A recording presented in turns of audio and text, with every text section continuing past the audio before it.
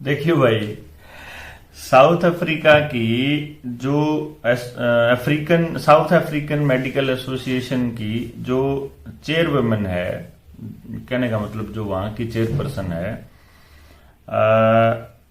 वो कहती है कि omicron virus variant is causing mild disease and no prominent symptoms.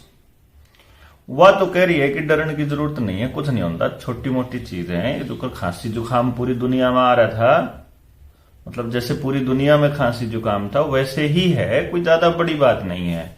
लेकिन हमारे देश का जो मीडिया है वो खतरनाक वायरस और अब नया म्यूटेंट, एक ये नाम दिया इसका वेरिएंट का B.1.1.529 529, बोत्सवाना वेरिएंट इसका नाम दिया। गोटांग साउथ अफ्रीका में जो सबसे ज्यादा आबादी वाला राज्य है, वहां इसका प्रभाव देखने को मिला। और साउथ अफ्रीका के अंदर फूड क्राइसिस अभी चल रहा है, और ये आगरा का मतलब वो है साइड इफेक्ट। आगरा एक एसोसिएशन है जो ग्रीन रेवोल्यूशन के लिए इन अफ्रीका, ये एक उसकी अपने बिल गेट्स साहब ने चालू की थी, और ये कह के कि आपकी भूखमरी खत्म कर देंगे, लेकिन वहां की भूखमरी 1.5 गुना हो गई है। तो अभी अफ्रीका को टेस्टिंग के तौर पे इस्तेमाल किया जा रहा है। वहां के लोगों को गिनी पिग और लैब रैट बना करके वहां टेस्टिंग की जा रही है कि मैक्सिमम टेस्टिंग करके और पूरी दुनिया के अंदर किस तरह से जहर फैलाया जाए और पूरी दुनिया के अंदर अपने इस पूरे षड्यंत्र को किस तरह से किया जाए। तो इस पे करते हैं चर्चा और डिटेल में बात करते हैं। सभी दोस्तों को हाथ जोड़कर मेरी नमस्ते। आज आपको बता दें कि कुछ लोगों की कॉल्स आई हैं हमारे पास, और उनके जो कंसर्न है वो ये हैं कि अभी जस्ट मैं फोन करके हटा हूं, मतलब बात करके हटा हूं कि मैंने दूसरी डोज लगवा ली और तब से मेरा शरीर जो है वो जवाब दे गया और उठने का भी मन नहीं कर रहा, बल्कि उठा भी नहीं जा रहा। तो मैंने उससे पूछा कि तुमने लगवाई क्यों थी? जब मैं इतने दिनों से बोल रहा हूं कि तुमने विरोध करना है तो तुमने क्यों लगवाई? तो वो कहता है कि सब लगवा रहे थे इसलिए लगवाई। मतलब ये हद है इस आर्ग्यूमेंट की कि सब लगवा रहे थे इसलिए लगवाई, या मेरे अफसर ने कहा था, मुझे मेरे प्रिंसिपल ने कहा, स्कूल में टीचर है वो, मैंने कहा अगर जबरदस्ती करी है तो हम उसके खिलाफ FIR करवाते हैं। बोला जबरदस्ती नहीं करी, बस उसने कहा था कि तुम देख लो सब लगवा रहे हैं, तुम देख लो, तुम रह ना जाओ, मतलब जहर की डोज लेने से रह ना जाओ। ये मेरी समझ से बाहर की बात है कि जब आपको मालूम है उसके बाद भी अगर आप लगवाए जा रहे हो तो आपको कौन बचाएगा, कैसे बचोगे आप, ये तो आपने सोचा ही होगा, तभी आपको मालूम होगा कि आप लगवा रहे हो। दूसरी बात, अब मैं सिर्फ ये वीडियो बनाने का पीछे मकसद था कि आपको बचाएगा कौन, क्योंकि अलग अलग सरकारों ने अपनी जो इरादे हैं वो आपको स्पष्ट कर दिए हैं। जैसे उद्धव ठाकरे मुख्यमंत्री हैं महाराष्ट्र के, उनका जो अभी तक का एजेंडा रहा है वो 2 एजेंडे रहे हैं। एक रहा है मराठियों को बचाने का और दूसरा रहा है हिंदुत्व का एजेंडा। जब से उन्होंने शरद पवार के साथ, कांग्रेस के साथ मिलकर सरकार बनाई है महाराष्ट्र में और मुख्यमंत्री बने हैं, तब से उनको ये जो हिंदुत्व वाला एजेंडा है वहां पर वो ढीले पड़े हैं, क्योंकि पहले वो बीजेपी के साथ थे तो इस एजेंडे के ऊपर चलते थे। अब आजकल वो धर्मनिरपेक्षता की बातें करते हैं। तो वो आदमी जो यूपी वालों को और बिहार वालों को महाराष्ट्र से मार मार के भगाया करता था और ये कहा करता था कि महाराष्ट्र के संसाधनों पर महाराष्ट्र के मराठियों का अधिकार है, उस आदमी ने अपने ही सारे कलेक्टर्स को ये मतलब आदेश दिए हुए हैं कि कुछ भी हो जाए अपने लोगों को डोजेस ठोकते रहो। इसी सिलसिले में औरंगाबाद के अंदर वहां के कलेक्टर ने आदेश पारित किए हैं कि आप पेट्रोल आपको नहीं मिलेगा अगर आप ने दोनों डोज नहीं ली हुई है। तो दोनों डोज अभी शुरुआत है। अगर आपने दोनों डोज ले ली तो आपको तीसरी डोज का डंडा आ जाएगा। इसलिए ध्यान रखिए, दूसरी डोज का टारगेट आपको तीसरी डोज के लिए तैयार करेगा, यह ध्यान रखना है आपने। अब जिसका शरीर दूसरी डोज के बाद टूटना स्टार्ट करेगा उसे यह कहेंगे कि तीसरी डोज के बाद आप ठीक हो जाओगे। अब यह आपके ऊपर है कि आपको इतनी अकल आएगी कि नहीं आएगी कि आप तीसरी, पहली, दूसरी लोगे कि नहीं लोगे। जिसने जहां ली हुई है वो वहीं रुक जाए और जिसने नहीं ली हुई है वो किसी भी कीमत पर ना ले। ये सुनिश्चित करे, अपने दोस्तों को बताए, अपने लोगों को जगाए, अपने आसपास के लोगों को बताए कि भाई अब मुझे नहीं लेनी है तो अब मेरा साथ दो और आकर के चलो कलेक्टर के वहां चलते हैं। इकट्ठे होकर के कलेक्टर के वहां जाइए। आप अगर एक एक दो दो आदमी जाएंगे तो बात नहीं बनेगी। जैसे प्रकाश पोहरे साहब गए, डॉक्टर विलास जगदाले गए, कलेक्टर से मिलके आए। कलेक्टर बड़ा साफ, बड़े कितने घाग हैं ये लोग कि जिस वक्त कोई जानने वाला, इस बात को समझने वाला आदमी जब जाकर के उनको कहता है कि ये संवैधानिक नहीं है और तुम्हारा जो आदेश है ये गैर संवैधानिक है और इसके खिलाफ मतलब इसके एवज में तुम्हारे खिलाफ कार्रवाई हो सकती है, तुम्हारे खिलाफ मुकदमा हो सकता है, FIR हो सकती है तुम्हारे खिलाफ, उसी वक्त कलेक्टर जो है मना कर देता है। अब देखिए, नेता का नाम दे देता है कि हमारे तो हेल्थ मिनिस्टर ने बोला, हमारे चीफ मिनिस्टर ने बोला या प्रधानमंत्री ने बोला। प्रधानमंत्री आपको लिखकर नहीं देगा, वो आपको एक वीडियो कॉन्फ्रेंस में बोल देगा सिर्फ। आपने अगर लिख के दिया है तो मुकदमा आपके खिलाफ होगा। ये सारे कलेक्टर्स को पता होना चाहिए और ये पता भी होगा उनको जरूर, क्योंकि सरकार उनके पक्ष में है और क्योंकि वो सरकार का एजेंडा चला रहे हैं या उन इल्यूमिनेटीज का एजेंडा चला रहे हैं या न्यू वर्ल्ड ऑर्डर का एजेंडा को आगे प्रमोट कर रहे हैं, तो इसीलिए सरकार उनके साथ खड़ी है, तो वो इसलिए नहीं डर रहे हैं। लेकिन पब्लिक खिलाफ अगर खड़ा हो जाएगी तो और डरेंगे। इसलिए पब्लिक का काम है कि वो और उसके खिलाफ जागरूकता फैलाएं। जिसको इस एजेंडे का पता है और वो घर पे बैठा है या वो चुपचाप बैठा है, उसको अगर वो बोल नहीं रहा है तो इसका मतलब वो भी सरकार के एजेंडे को प्रमोट कर रहा है। इसलिए बोलिए अगर आपको मालूम है तो। ये मैं आपको महाराष्ट्र की बात बता रहा था कि आपको पेट्रोल डीजल वाला जो फरमान जारी किया है ये आपको देर सवेर वापस लेना ही पड़ेगा। भारत में ये नहीं चलेगा। भारत के लोग अभी तक इस ऑनलाइन सिस्टम के साथ इतनी बुरी तरह से नहीं जुड़े हैं। बस ये अभी भी अगर छोड़ देंगे इस पूरे सिस्टम को, ऑनलाइन ट्रांजैक्शंस बंद कर देंगे, अगर अपने मोबाइल से ट्रांजैक्शंस बंद कर दो, बैंकों के अंदर मैक्सिमम जाओ, मैक्सिमम ज्यादा से ज्यादा बैंकों के अंदर फुटफॉल बढ़ाओ और अपने मोबाइल का इस्तेमाल ट्रांजैक्शंस के लिए मत कीजिए, क्योंकि डिजिटल करेंसी के जरिए आपको गुलाम बनाया जाएगा। तो ये मोबाइल और ऑनलाइन ट्रांजैक्शंस ही होंगी। इसीलिए अपना लेन देन आपस में स्टार्ट कर दीजिए। ईमानदार लोगों की पहचान कीजिए जो किसी के पैसे नहीं मारते और उसके बाद उनके साथ डीलिंग स्टार्ट कीजिए जो जबान पे भी काम कर सकते हो। ऐसे लोग अगर आपके पास नहीं है, अगर समाज में ऐसे लोग नहीं है, तो ये हमारा दुर्भाग्य है, समाज का दुर्भाग्य है। फिर हम गुलाम होने के लिए अभिशप्त हैं और इसमें कोई दिक्कत नहीं। तो ये मैं आपको बता दूं, ये था महाराष्ट्र का खेल। अब हम आते हैं नागपुर के अंदर, महाराष्ट्र में ही। नागपुर में सरकारी कर्मचारियों की सैलरी रोक दी गई, प्राइवेट कर्मचारियों की भी सैलरी रोक दी गई। कल मेरे पास एक और दोस्त का फोन आया था घरौंडा से। उसने मुझे बताया कि मेरी सैलरी भी रोक दी गई है, मैं रिलायंस में काम करता हूं। तो ऑब्वियसली रिलायंस तो इस पूरे खेल के अंदर शामिल ही है, तो रिलायंस तो रोक देगा और रिलायंस का तो कुछ बिगड़ेगा भी नहीं।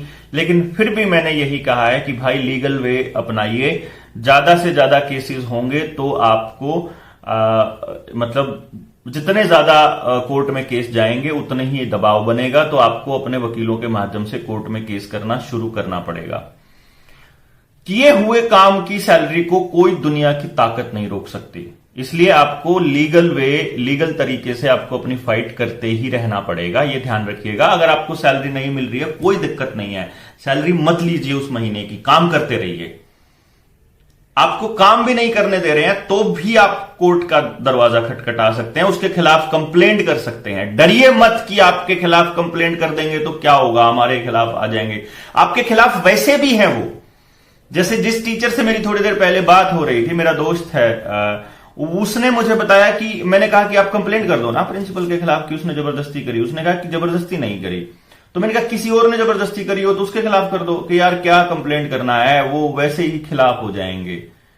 जिंदगी के खिलाफ आपको मंजूरी है और आप उनकी खिलाफत को सहन नहीं कर पा रहे हैं, ये भी एक सवाल बड़ा है। मुझे समझना चाहिए कि आपको भी समझना चाहिए कि इसके खिलाफ आपको बोलना होगा।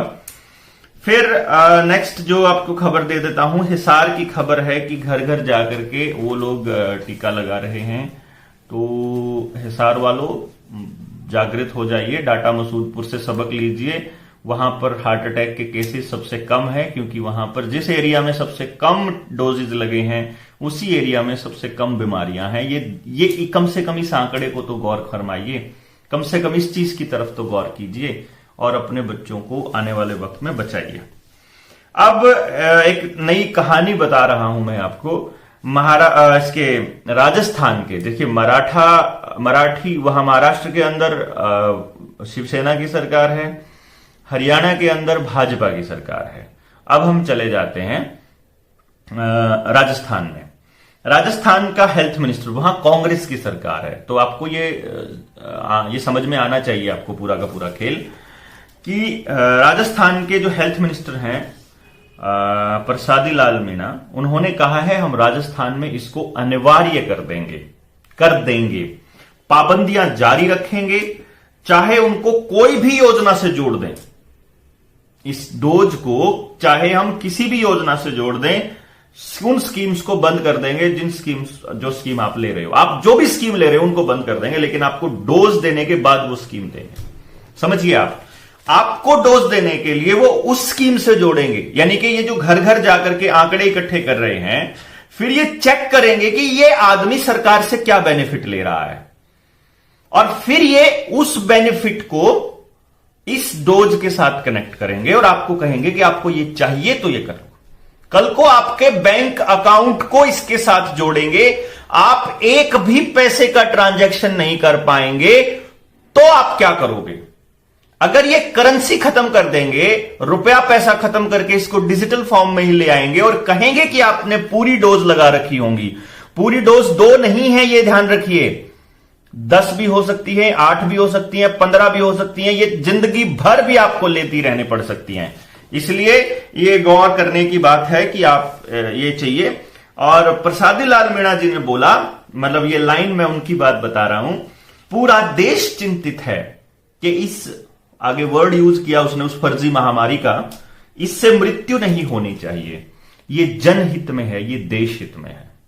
देश हित में स्कूल बनाना होता है, कॉलेजेस बनाना होता है, सरकारी उपक्रम बना के वहां पर रोजगार देना होता है, कोई आदमी इलाज से ना मरे ये गौर करना होता है, किसी आदमी के लोकतांत्रिक अधिकारों का हनन ना हो ये होता है देश हित में, पुलिस ज्यादती ना करे ये होता है देश के अंदर, लोकतंत्र के अंदर लोगों की भावना किस तरफ है उसका ध्यान रखा जाए ये होता है देश के अंदर।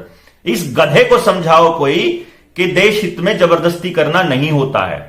एक ऐसी बीमारी जिसको WHO बोल चुका है कि 1000 में से 1 आदमी को किसी को दिक्कत हो सकती है, उस बीमारी के लिए किसी डोज की जबरदस्ती करना ये देश हित में नहीं, ये इस मेडिकल फार्मा लॉबी और इस माफिया के हित में है, आपके हित में। हमें पता है आपको तीसरी डोज की पेमेंट देनी है, हमें पता है जो इलेक्शंस के अंदर आपको पेमेंट देनी है, जो 3 राज्यों में इलेक्शन, 3-4 राज्यों में इलेक्शंस हो रहे हैं, इन इलेक्शंस की पेमेंट आपको मिलेगी उन फार्मा कंपनियों से। हमें मालूम है आप ये खेल जो रच रहे हो।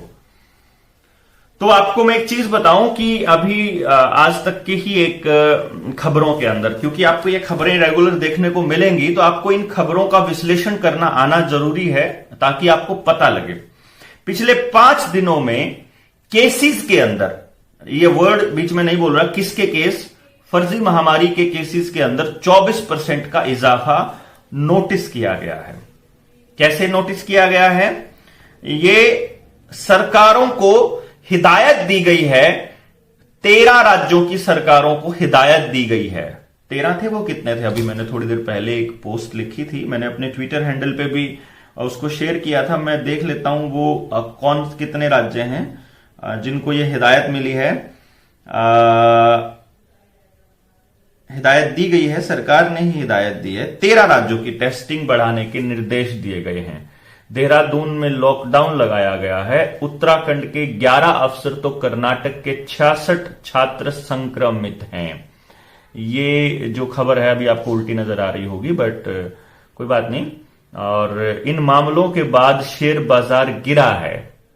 लोगों ने शेयर बाजार में इन्वेस्टमेंट की तो उनको वहां भी नुकसान, और यहां पर आपके दिमाग का भी कंट्रोल करने के लिए आपका भी नुकसान।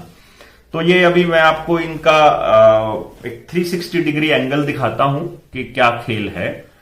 टेस्टिंग बढ़ाने के निर्देश देते ही संक्रमण की संख्या बढ़ने लग जाएगी। ये आपको बताते हुए हमें 2 साल हो गए कि ये टेस्टिंग ही फर्जी है, और ये मैं आपको एडवांस में बता रहा हूं कि जनवरी के बाद टेस्टिंग का एक नया तरीका आ सकता है, जिस कंपनी का मालिक बिल गेट्स होगा, डायरेक्टली या इनडायरेक्टली।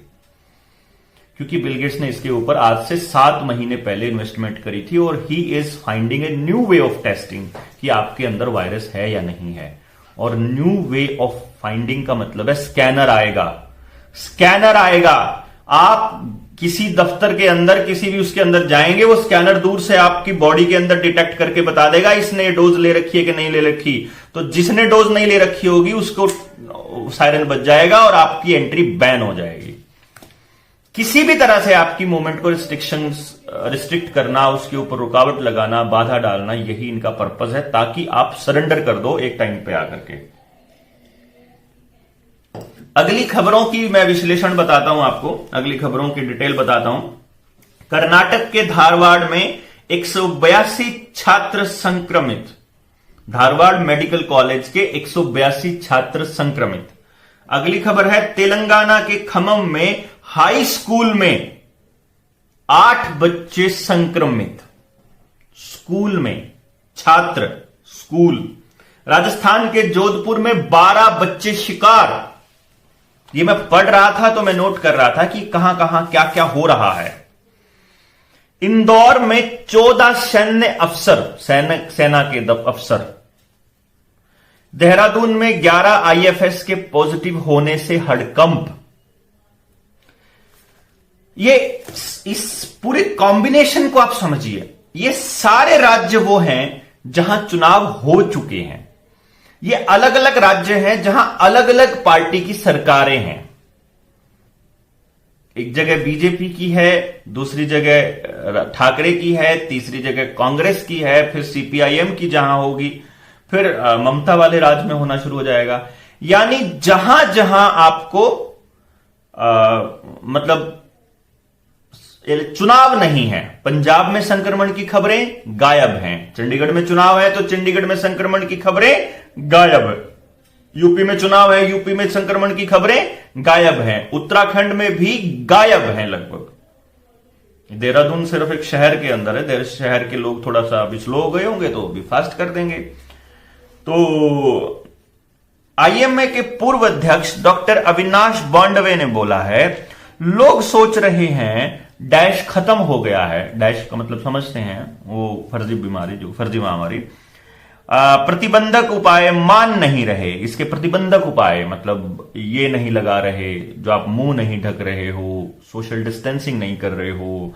दिवाली पर भी बहुत भीड़ देखी गई है, और अभी भी भीड़ होने लग गई है। भीड़ मतलब आंदोलन होने लग गए हैं, लोग इकट्ठा होने लग गए हैं अलग अलग शहरों में। इनका मतलब ये है एक्चुअली। तो फिर इन्होंने ये कहा कि एक नया वेरिएंट आ रहा है, और वो पुराने वाले वेरिएंट से, डेल्टा से भी सबसे ज्यादा खतरनाक है। और अभी तक जिन्होंने ये डोज ले रखी है, दोनों या चारों या 6, जिसने जितनी ले रखी है, जिस देश में जितनी भी कंपलसरी करी हुई है, जिसने जितनी ले रखी है, उन सारियों को बाईपास करके ये संक्रमण कर रहा है।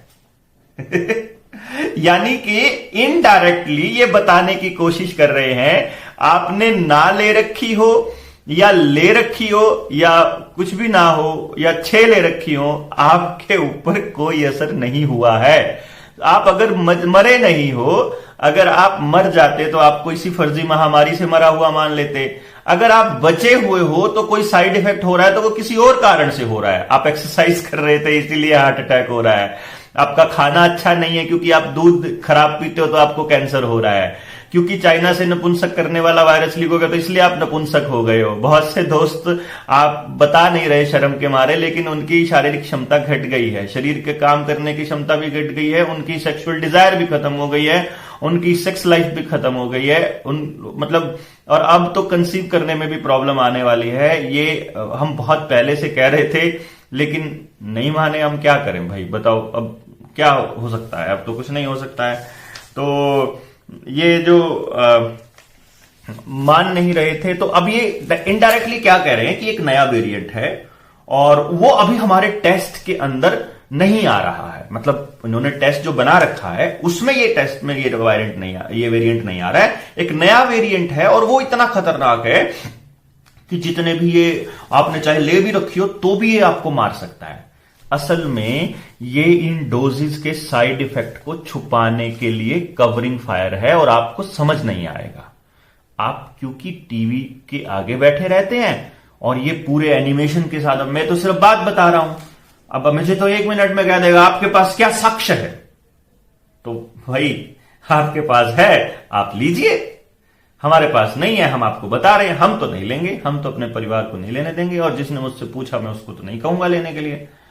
तो इस खेल को समझिए, ये साइड इफेक्ट्स जो होने वाले हैं इन डोजेस से, ये उसको कवर कर रहे हैं और नए नए वेरिएंट आते रहेंगे और टेस्टिंग की नई नई विधियां आती रहेंगी। बेसिकली आपको ये टेस्ट करने वाले हैं कि आपके शरीर में वो मटेरियल है कि नहीं। आपने फर्जी तो सर्टिफिकेट नहीं बनवाया हुआ है। अगर आपने फर्जी सर्टिफिकेट बनवाया हुआ है तो उनके स्कैनर में आ जाएगा कि आपने वो नहीं लिया हुआ है। जिसका आपके पास सर्टिफिकेट है तो आपको रगड़ सकते हैं, आपको उसी टाइम बिठा के लगा देंगे, फिर आप क्या करोगे। तो एक नए हैं पल्मोनोलॉजिस्ट डॉक्टर अक्षय बुद्धिराजा, वो ये कह रहे हैं कि हैविली म्यूटेटेड वेरिएंट है और वुहान वाले अगर वेरिएंट से इसका कंपैरिजन किया जाए तो उससे कई गुना ताकतवर और हानिकारक म्यूटेट ये वेरिएंट है। समझिए आपको समझ आ जाएगा। और यूरोप, जर्मनी, फ्रांस, ब्रिटेन में केसेस तेजी से बढ़ रहे हैं, ये खबर भी आ रही है। ऑस्ट्रिया में लॉकडाउन लग चुका है, ये खबर भी आ रही है। रशिया में ATM cards are not accessible, not usable for the people जिन्होंने वो दोनों चारों 6 की 3 डोज नहीं ली हुई है।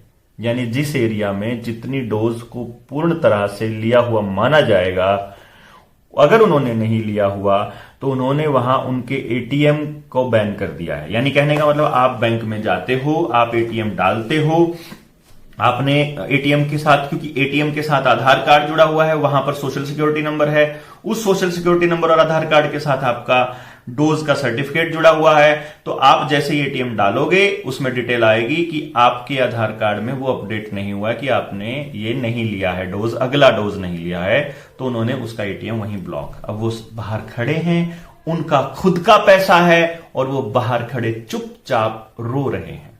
क्यों? क्योंकि जब Punjab and Maharashtra cooperative bank, Mumbai का पीएमसी बैंक में घोटाला हो रहा था, लोगों के खुद के पैसे जाम हो रहे थे, तो हम चुप थे। अब ये बैंक डूबने वाले हैं, इनके लिए एफडीआई लेकर आ रही है सरकार, 51% से ज्यादा शेयर बेच रही है, अभी भी हम चुप हैं। बाकी के प्राइवेट इंस्टीट्यूशंस जब बिक रहे थे तब भी हम चुप थे और हम आज भी चुप हैं। जिस वक्त नोटबंदी हुई, खुद के पैसे के लिए लोग रो रहे थे और हम चुप थे, और अब आपके पैसे जाम होने वाले हैं, अब आप अभी भी चुप हैं। आप अभी भी चुप हैं तो आप आने वाले वक्त में सड़क पर बैठ के रो रहे होंगे क्योंकि आप चुप थे। हमें मालूम था, इसीलिए हमारी बैंक के साथ कोई ट्रांजैक्शन नहीं है। हम समाज में ऐसे तबकों का ग्रुप बना लेंगे जो आपस में एक दूसरे के ऊपर भरोसा करते हो, जो आपस में एक दूसरे के साथ रह सकते हो, जिनमें प्यार, मोहब्बत, विश्वास बचा हो। अगर आप में नहीं बचा है समाज के प्रति, अगर आपकी आत्मा मर चुकी है, तो आप इसी तरह से इन लोगों के जाल में फंसते रहेंगे और ये आपको गुलाम बनाते रहेंगे, और ये लगातार होता रहेगा। ये इस बार नहीं होगा, ये 10 साल बाद फिर होगा, ये 50 साल बाद फिर होगा, ये आपकी अगली संतानों के लिए भी होगा, ये हमसे पहले भी होता आया है। और ये लोग जो इस वक्त सत्ता में बैठे हुए हैं, यही फासिस्ट लोग अवतारवाद को घड़ते हैं, यही फासिस्ट लोगों ने कॉन्सेप्ट खड़ा है भगवान का, यही फासिस्ट लोगों ने लोगों को डराने के लिए इस नए षड्यंत्र को रचा है, और यही लोग कि हम बोल ना पाए ये ऐसे ऐसे खेल रचते हैं, और इसलिए आप लोगों का जागना जरूरी है। अभी थर्ड वेव जो है वो मैं आपको बता रहा हूं कि थर्ड वेव अभी आ रही है, और डिपेंड करता है कि किसानों के साथ इस जो लड़ाई चल रही है, जो ये मतलब धर्म युद्ध चल रहा है, असल धर्म युद्ध जो भी चल रहा है, इस वक्त जो भाजपा के साथ सहयोगी हैं, इस वक्त जो सरकारों में बैठे लोग हैं, इस वक्त जो जागे नहीं हैं, जिन्होंने डोसेस लेके जो लोग सरकारों के गुणगान गा रहे हैं, ये होंगे आने वाले वक्त में गिरती हुई लाशों के जिम्मेदार। 5G आ रहा है, उसका विरोध कितना करते हो, ये जो खबरें दिखाते हैं इनका विश्लेषण करके लोगों को कितना बता पाते हो, आने वाले वक्त में किसी के साथ भी कुछ हो जाता है तो कितना खड़े होते हो, इस पे निर्भर करेगा कि आप कितने अच्छे तरह से सर्वाइव कर पाओगे। बड़ी बात आपको एक और चीज बता देता हूं, कुछ लोग पूछ लेते हैं इसका सोल्यूशन क्या है। इसका एकमात्र सोल्यूशन है आपका जागना। आप अगर जागे हुए होंगे, सरकारों से बर्दाश्त नहीं होता, ये आपके ऊपर षड्यंत्र नहीं रच पाएंगे। दूसरा इसका सोल्यूशन है ईमानदारी के साथ एक दूसरे के साथ रहना। आप एक दूसरे को नीचा दिखाने की बजाय, उससे आगे भागने की बजाय एक को एग्जिस्टेंस का कॉन्सेप्ट डेवलप करके एक दूसरे के साथ रहना शुरू कीजिए। आप सरकारों के ऊपर डिपेंडेंसी को कम कीजिए, सरकारों को प्रेशराइज कीजिए जो आपको चाहिए, और उसके अंदर ये मेंशन कीजिए कि हमें सबके लिए चाहिए। ऐसा नहीं कि ओबीसी वाले अपना अलग से बोरिया बिस्तरा उठा के खड़े हैं, और जाट महासभा अलग खड़ी है, पंडित जी अलग खड़े हैं, हरिजन अलग खड़े, वाल्मीकि अलग खड़े। इस तरह से समाज को बांटना ही तो इनका पर्पज है कि हिंदू अलग खड़े, मुसलमान अलग खड़े, सिख अलग खड़े, ईसाई अलग खड़े, या दूसरे अलग खड़े, हमारा तबका अलग खड़ा, नौकरी वाला, बेरोजगारों वाला, और फिर बैंकों वाला अलग से, रेलवे वाला अलग, डाकखाने वाला अलग। तो सारे कर्मचारी अलग अलग लड़ाई क्यों लड़ें? हम सारे इकट्ठे होकर लड़ाई लड़ सकते हैं, और ये आपको लड़ना चाहिए। और मेरा ये मानना है कि आप इस लड़ाई के अंदर एक दूसरे का साथ दीजिए, और जितना हो सके आसपास के लोगों को जगाते रहिए। जगाने के अलावा और कोई दूसरा रास्ता नहीं है। जिस दिन ये लोग इस लेवल पर आ जाएंगे, उस दिन वो जागे हुए लोग अपने आप सड़कों पर आ जाएंगे। आपको ऐसा लगता है कि लोग जाग नहीं रहे हैं, लेकिन मैं पूरी शिद्दत के साथ और पूरी ईमानदारी के साथ और पूरे विश्वास के साथ कहता हूं, लोग बहुत जाग रहे हैं। बस क्लिक करने की बारी है। पता सबको है, अस्पताल जाने से सारे डरने लगे हैं, डोज लेने से सारे डरने लगे हैं। सिर्फ उनको यह लग रहा है कि हम अकेले हैं। आप उनके पास जाइए, उनको समझाइए आप अकेले नहीं हो, हम साथ हैं। हम साथ होकर के इन ताकतों से लड़ेंगे, 5G का भी विरोध करेंगे, एक दूसरे का साथ भी देंगे। और बच्चों को कॉलेज में जाने के लिए अगर ये जबरदस्ती कर रहे हैं और टीके लगा रहे हैं, और स्कूल में अपने अपने स्कूल में, अपने बच्चों के स्कूल में लिख के दे दीजिए, हमारे बच्चों को हाथ नहीं लगा दोगे वरना हाथ काट देंगे तुम्हारा, अगर जिससे तुमने इनको डोज लगाई। ये बात उन प्रिंसिपल्स को पता होनी चाहिए साफ साफ। आने वाले वक्त में हम एजुकेशन सिस्टम पे भी काम कर लेंगे। मैंने पिछली 3 वीडियोस डाली हुई हैं, और चौथी भी मैं वीडियो डाल दूंगा शाम को, आज या फिर कल डाल दूंगा। आप लोग उन वीडियोस को भी लोगों तक पहुंचाइए। बहुत से लोगों की समस्या है, मेरे पास मैसेज आया कि आपने हरियाणवी में बोला हुआ है, हमें नहीं समझ में आता, तो भी आप उस पर क्लिक करके उसको चलते रहने दीजिए, आधी बात समझ में आएगी। कहीं कहीं बीच में अंग्रेजी भी बोलता हूं, हिंदी भी बोलता हूं, सॉरी, तो प्योर हिंदी में भी बोल दूंगा, अच्छे से हिंदी में बोल के भी मैं डाल दूंगा। और दूसरे पे जो मेरे कुछ सेमिनार्स हैं वो मैं डालता नहीं था, तो वो भी डाल दूंगा। हम एजुकेशन पे भी काम कर लेंगे, हम हेल्थ पे भी कर लेंगे, हम एनवायरमेंट पे भी कर लेंगे, हम एम्प्लॉयमेंट पे भी कर लेंगे। आप चिंता मत कीजिए, बट कम से कम उन लोगों को जगाइए तो सही। जागे हुए लोग होंगे, हम एक दूसरे के लिए काम कर लेंगे। तो आपका काम है बोलते रहना, जगाते रहना, और अपने स्कूल, अपने बच्चों के स्कूल में जाके जरूर बोल दीजिए कि हमारे बच्चों को हाथ मत लगाना वरना हाथ काट देंगे, अगर तुमने इनको डोज लगाई तो जान से मार देंगे। ये पता होना चाहिए उनको।